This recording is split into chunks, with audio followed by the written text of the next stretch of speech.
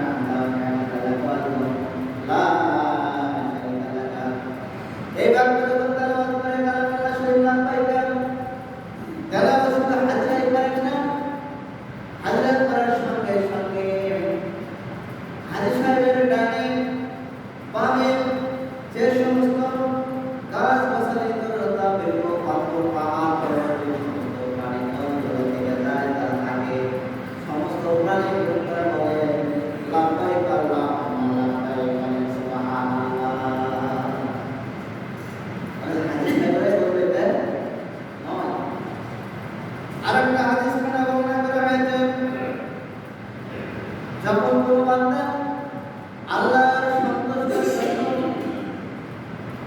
আল্লাহর মাফ করার জন্য যখন বাড়ি থেকে বের হয়, আল্লাহ রাব্বুল আলামিনের রহমতের দরিয়ায় যখন ঢেউ খেলে, জোশ বেড়ে যায়, রহমতের দরিয়ায় ঢেউ খেলতে থাকে, বান্দা যখন কাবার ঘরের পাশে যখন চলে যায়, তখন করতে শুরু করে দেয়, আল্লাহ রাব্বুল আলামিন তার প্রত্যেকটা কদমে একটা কদম যখন পা ফেলায়, এই একটা কদম বদৌলতে আল্লাহ রাব্বুল আলামিন 500 নেকি তার আমলে এনে দেয়। বলেন সুবহানাল্লাহ। কতটা নেকি? 500 একটা কদমে, একটা কদমের জন্য 500 নেকি রাখা হয়। শুধু তাই নয়, আল্লাহ রাব্বুল আলামিন 500 নেকি লেখে তিনি ক্ষান্ত হন নাই। আল্লাহ রাব্বুল আলামিন ওই বান্দার জীবনের 500 গুনাহ আল্লাহ তাআলা মাফ করে দেন। বলেন সুবহানাল্লাহ। শুধু মাফ করে ক্ষান্ত হয় না, আল্লাহ রাব্বুল আলামিন ওই হাদিস বলে 500 মর্যাদা বাড়িয়ে দেন। বলেন সুবহানাল্লাহ। আল্লাহ রাব্বুল আলামিন মেহমান হচ্ছে হাদিস কে মেহমান আল্লাহর যে মেহমান, আল্লাহ তার সন্তুষ্ট আদায় করে হয়ে যায়। আরেকটা হাদিস খানা বর্ণনা করা যায় রয়েছে, ওয়ান আবি মুসা আশার রাদিয়াল্লাহু তাআলা আনহু قال রাসূলুল্লাহ সাল্লাল্লাহু আলাইহি ওয়াসাল্লাম আরজু ইয়াশফাউ বিল আরবাইন ইয়াতিল আহলিল বাইতি আও ক্বালা বিল আহলিল বাইতিহিম ওয়া ইয়াখরুজু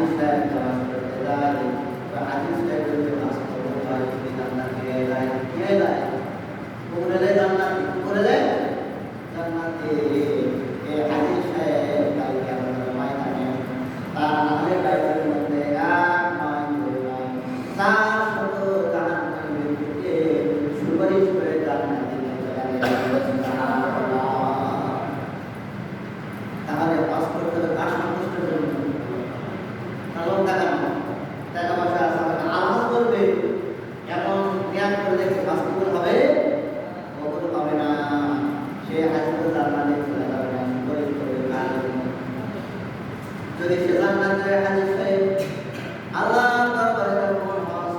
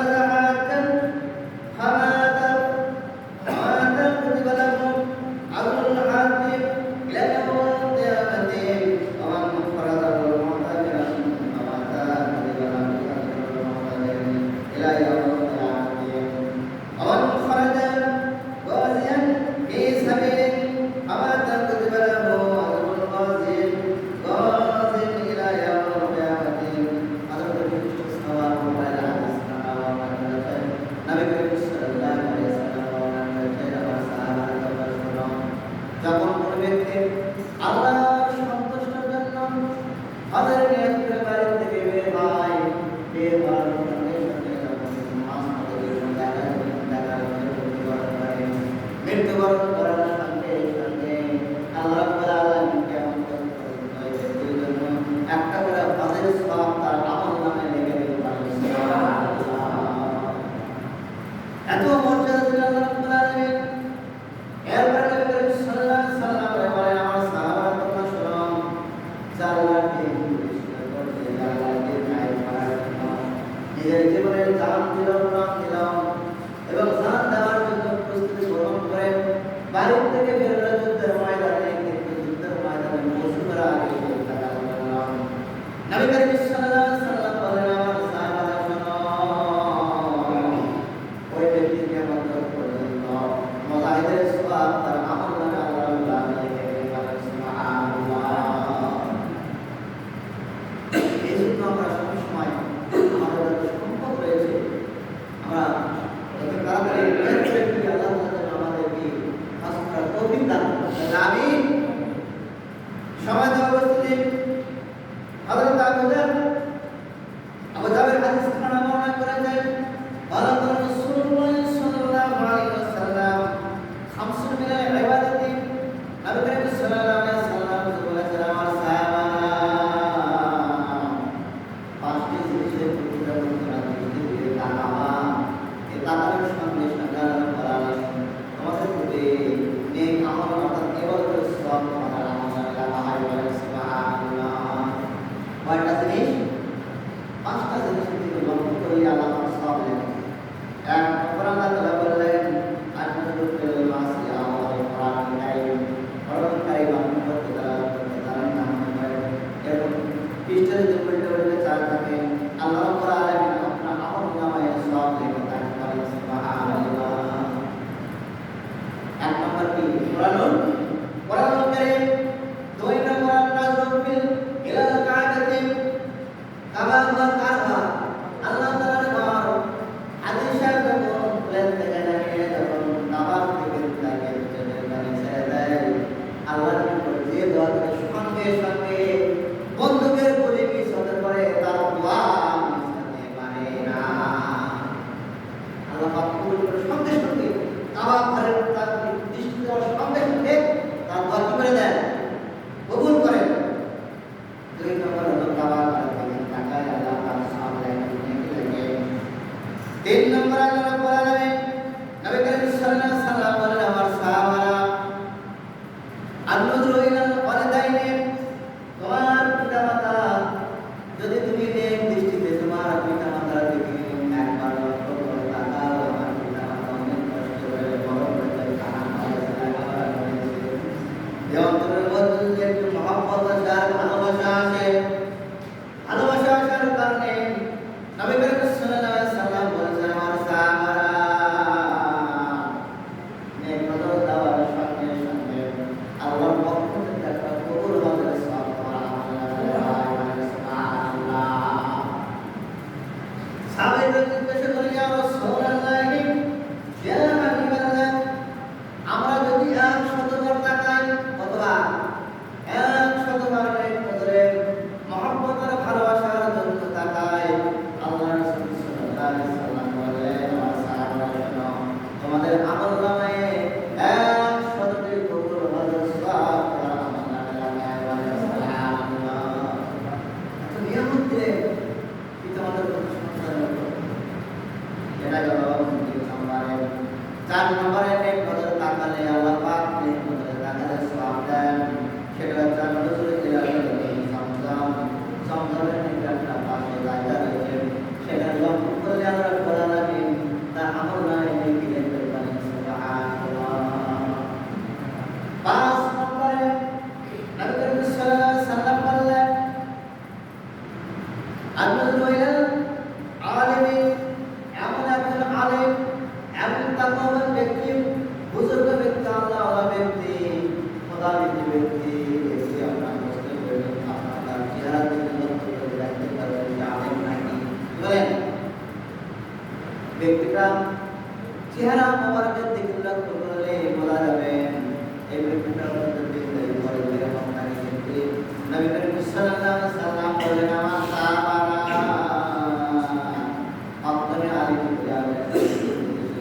হকানি আলেম যদি থাকে আলেম যদি ভালো থাকে তাদেরকে কদরে তাকালে আল্লাহ রাসূল সাল্লাল্লাহু আলাইহি ওয়াসাল্লাম বললেন তারপরে আমল নামায় সওয়াব লাগায় বলেন সুবহানাল্লাহ। সমাধান এই জন্য হাদিস সাহেবেরা তারা যখন সেখানে চলে যায়, চলে যাওয়ার সঙ্গে সঙ্গে আল্লাহ রাব্বুল আলামিন তাদের প্রতি রাজি হয়ে যান, খুশি হয়ে যান, বলে সুবহানাল্লাহ। আল্লাহ পাক খুশি হন, তার জান্নাত কি সন্দেহ আছে? কোনো প্রকার সন্দেহ নাই। এই জন্য নবী করিম সাল্লাল্লাহু আলাইহি ওয়াসাল্লাম থেকে বর্ণনা করেছেন আল্লাহ রাব্বুল আলামিন মুমিন মুত্তাকি বান্দাদের জন্য 10টি সম্মান দিয়েছেন। কয়টি? সূরা ইমরানের মধ্যে 97-96 আয়াতে কারিমার মধ্যে আল্লাহ তাআলা বলেছেন মুমিন মুত্তাকি সারা বিশ্বের মানুষের জন্য সুসংবাদ 10টি। কয়টি? 10টি সুসংবাদ। একটা সুসংবাদ হচ্ছে ইন্নাল্লাহা বাইতি, আমি কাবা ঘরকে মধ্যস্থলে স্থাপন করে সারা বিশ্বের মুসলমানদের জন্য আমি সুসংবাদ দিয়ে দিলাম। এক নম্বর সুসংবাদ, আর জন্য মুসলমানদের জন্য সুসংবাদ। 2 নম্বর সুসংবাদ দিলেন বুদিয়ালিন্নাস, মানব জাতির জন্য একটা আল্লাহ রাব্বুল আলামিন চিরস্থায়ী কিবলা হিসেবে ঘোষণা করলেন, কিবলা হিসেবে নিয়ামত হিসেবে ঘোষণা করলেন। সারা বিশ্বের মুসলমান মুমিনরা নামাজ পড়বে কোন দিকে? কিবলা থেকে। কিবলা থেকে নামাজ পড়তে হয়। একটা বিশাল রহমত আল্লাহ রাব্বুল আলামিন 2 নম্বর রহমত দিলেন মুসলমানদের জন্য। 2 নম্বর সুসংবাদ। 3 নম্বর সুসংবাদ দিলেন লাল্লাযিনা ওয়াক্কাতা, আল্লাহ রাব্বুল আলামিন কাবা ঘরকে বারকাত বলেছেন। এখানে বলার কারণ হলো এটা হচ্ছে অতিশয় হচ্ছে বরকতময় জায়গা, বরকতময় জায়গা। যে জায়গা চলে গেলেন কোন মুসলমান বান্দা যদি চলে যায় তার করার সঙ্গে সঙ্গে আল্লাহ রাব্বুল আলামিন সেগুলো গুনাহ মাফ করে দেয়। বলেন সুবহানাল্লাহ। এমন একটা জায়গা বরকত দিয়ে আল্লাহ পাক ভরিয়ে দিয়েছে। বলেন সুবহানাল্লাহ। এমন একটা জায়গা আমরা সবসময় নিয়ত করব, আল্লাহ বিক্রয় করতে হবে আপনার সোনার মদিনা কাবা ঘরে তওয়াফ করা তৌফিক দান করতে হবে। আমিন।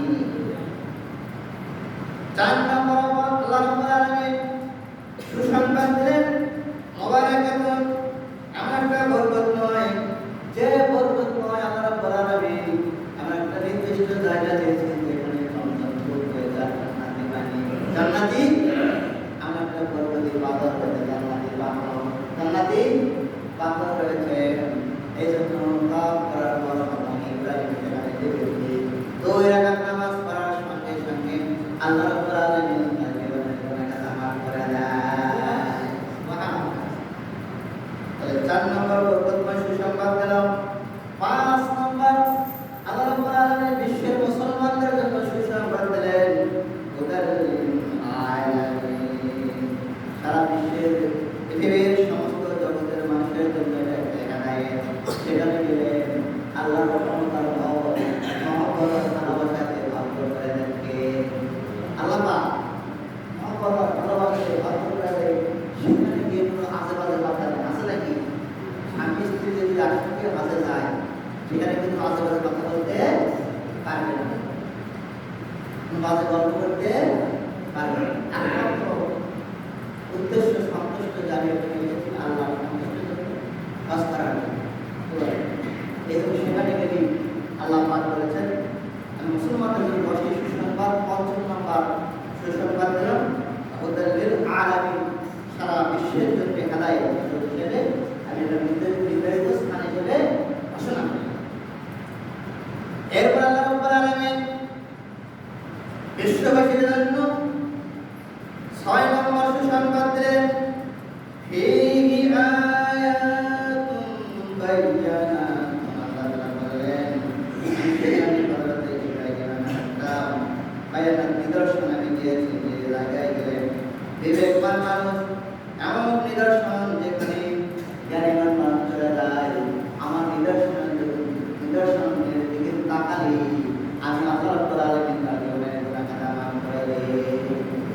এমন নিদর্শন আল্লাহ পাক দিলেন। সাফা মারওয়া দিলেন, জমজমের কূপ দিলেন, হাজর আসওয়াদ দিলেন। এটা আল্লাহর কি নিদর্শন?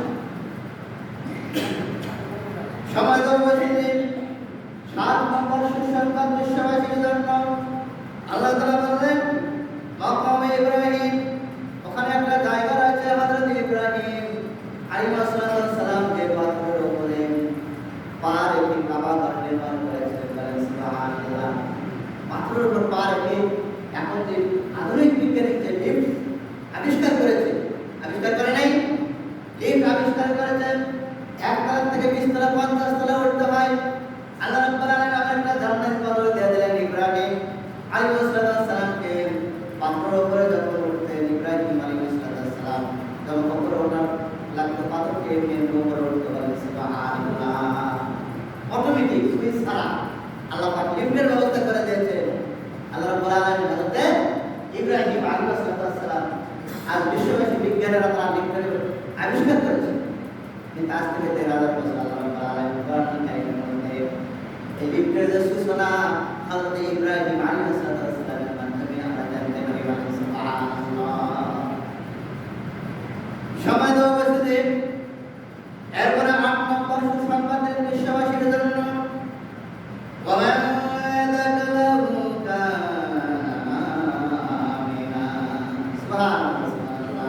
আল্লাহ তাআলা বললেন আমার পেয়ারা বান্দারা শোনো, যে ব্যক্তি এখানে মধ্যে প্রবেশ করবে সে নিরাপত্তা লাভ করে।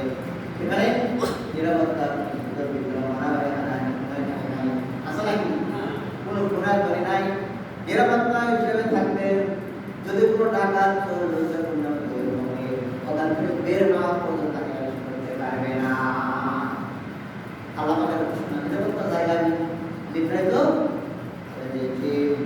আল্লাহ রাব্বুল আলামিন 9 নম্বর সুসংবাদ দেন ওয়ালিল্লাহি আলান নাসি বিল বাইতি মান ইসতাতা ইলাইহি সাবিলা। কোন ব্যক্তি যদি ক্ষমতা থাকে, হজ করার মতো সম্পদ থাকে, তাহলে তার জন্য হজ কি খরচ আদায় করতে হবে।